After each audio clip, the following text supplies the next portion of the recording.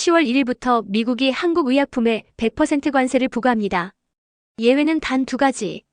미국산 의약품, 트럼프와 관세 협상에 성공한 나라, 즉 일본 이후. 그런데 한국은 협상조차 실패했습니다. 이 말은 곧 미국으로 수출되는 한국산 의약품 전부 관세 폭탄을 맞는다는 뜻입니다. 지금까지 사람들의 관심은 자동차에 쏠려 있었습니다. 차에 관세 붙으면 큰일 난다. 그 사이 의약품이 조용히 폭탄을 맞은 겁니다. 아니, 우리나라가 미국의 의약품을 그렇게 많이 수출하나? 생각보다 훨씬 큽니다. 한국 제약산업의 연간 수출액은 14조 1천억 원. 그중 절반 이상 미국으로 수출됩니다. 그럼 이제 절반의 시장이 하루아침에 100% 관세를 물게 되는 겁니다. 이건 단순한 가격 인상이 아니라 수출 중단과 산업 붕괴로 이어질 수 있는 심각한 신호입니다. 1. 한국 의약품 수출 규모. 연간 수출액 95억 9,800만 달러, 약 14조 1,100억 원. 이 중 50% 이상이 미국행. 수출품의 94.2%가 바이오 의약품. 즉, 우리가 수출하는 건 단순한 약이 아니라 바이오시밀러 바이오베터 같은 첨단 의학 기술력의 결정체입니다. 그런데 이 모든 게 100% 관세 대상이 된 겁니다. 2. 일본과 EU는 예외. 일본 트럼프와 협상 성공 관세 15%. EU FTA 기반 예외 적용. 한국 협상 실패 관세 100%. 결국 한국만 직격탄. 같은 시장에서 가격 경쟁력이 사라지고 계약이 줄줄이 취소될 가능성이 큽니다. 3. 산업적 영향. 수출 단가 2배 상승 경쟁력 급락.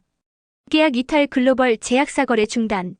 생산 축소 인력 감축 R&D 위축. 바이오 밸류체인 전체 붕괴. 한마디로 제약 산업한 IMF입니다. 단기 미국 내 생산 거점 확보. 미국 내 CMO CDMO 파트너십 강화. 메이드 인 USA 라벨 붙이기. 중기 제3국 우회 수출 루트 확보. 일본 유럽 제약사와 공동 브랜드 생산. FTA 체결국 경유 수출 전략. 장기 산업 다변화. 북미 외 시장 확대 유럽, 중동, 아세안. 바이오 의약 외 케미컬 헬스케어 플랫폼으로 확장. 지금 한국 바이오 기업들 정말 큰일 났습니다. 셀트리온, 삼성 바이오로직스, SK 바이오팜 모두 흔들리고 있습니다. 우리나라 한때는 바이오 강국이라 불렸죠. 하지만 최근 미국과의 무역 환경이 바뀌면서 상황이 완전히 달라졌습니다. 첫째, 우리나라 바이오 수출액 중 절반 이상이 미국에서 나옵니다.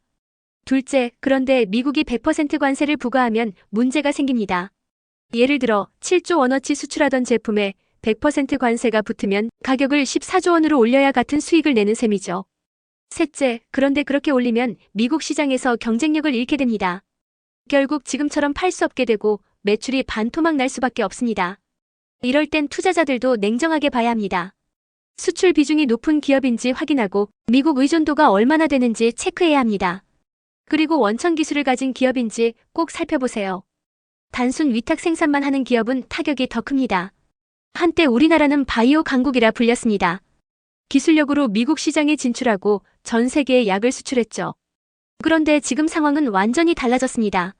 미국이 100% 관세라는 벽을 세우면서 우리가 만들어 온 시장이 하루아침에 막힐 위기에 놓였습니다. 수출은 어렵고 경쟁력은 떨어지고 기업들은 그야말로 두 손이 묶인 상태가 된 겁니다. 우리 바이오 기업들이 수출하는 시장의 대부분은 미국입니다. 그런데 100% 관세를 맞으면 미국에 100만 원에 팔던 제품을 200만 원에 팔아야 한다는 뜻이죠. 이렇게 되면 가격 경쟁력을 잃고 결국 수출이 불가능해질 수 있습니다. 특히 바이오 수출의 90%를 차지하는 셋, 셀트리온, 삼성 바이오로직스, SK 바이오팜. 이 세 곳이 흔들리면 한국 바이오 수출 자체가 멈춥니다. 다른 제약사들은 영향이 거의 없습니다. 결국 지금 위기는 이 세 기업의 위기이자 한국 바이오 산업의 위기입니다. 이럴 때는 투자자와 시청자 모두 냉정하게 봐야 합니다.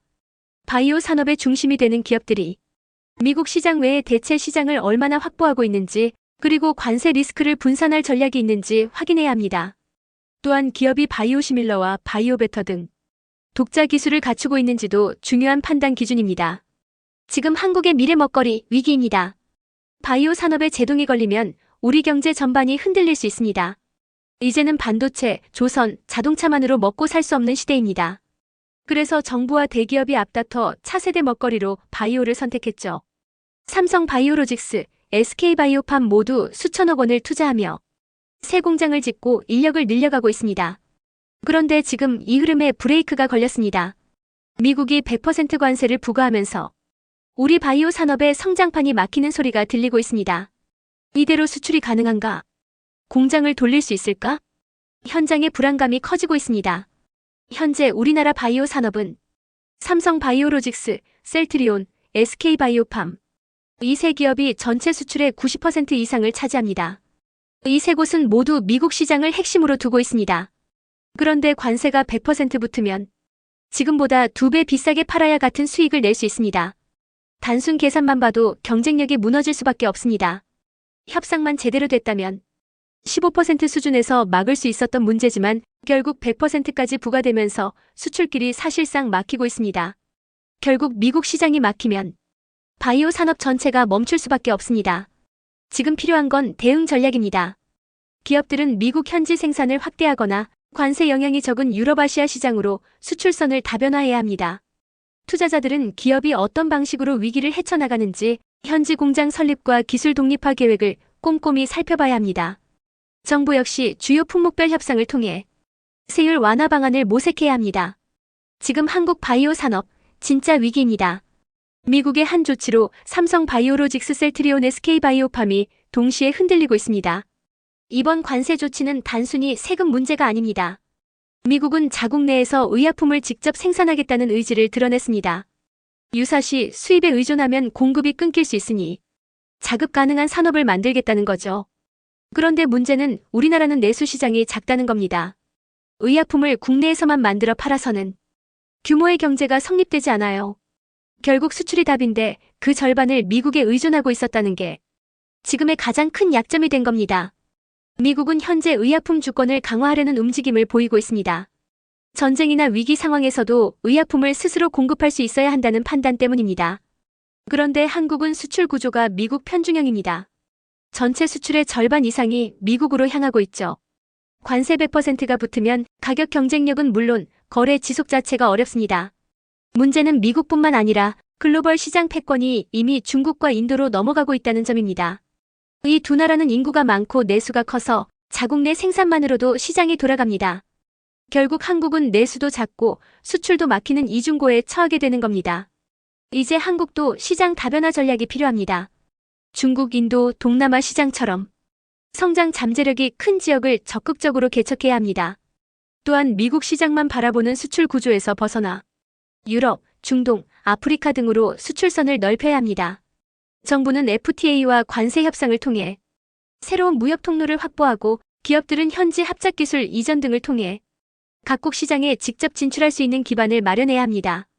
삼성 바이오로직스는 송도에 대규모 공장을 세우며 차세대 먹거리 산업으로 키워왔습니다.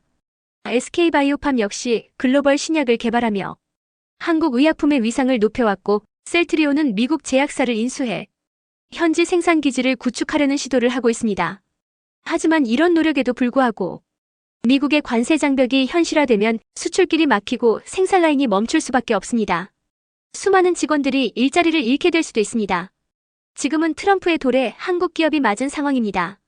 미국은 자국 산업을 보호하기 위해 던진 돌이지만 그 여파는 우리 바이오 산업 전체를 뒤흔들고 있습니다. 심지어 좌파 성향 언론들까지 한국 바이오 시장 망했다는 표현을 쓰고 있을 정도입니다. 현장의 위기감은 이미 현실입니다. 지금 대응하지 않으면 차세대 먹거리 산업이 통째로 흔들릴 수 있습니다. 이제 필요한 건 현실 인식과 전략적 대응입니다. 미국 중심의 수출 구조에서 벗어나야 합니다. 중국과 인도처럼 스스로 시장을 만들고 다변화된 수출망을 구축해야 합니다. 여러분은 이번 사태를 어떻게 보시나요? 댓글로 의견을 남겨주세요.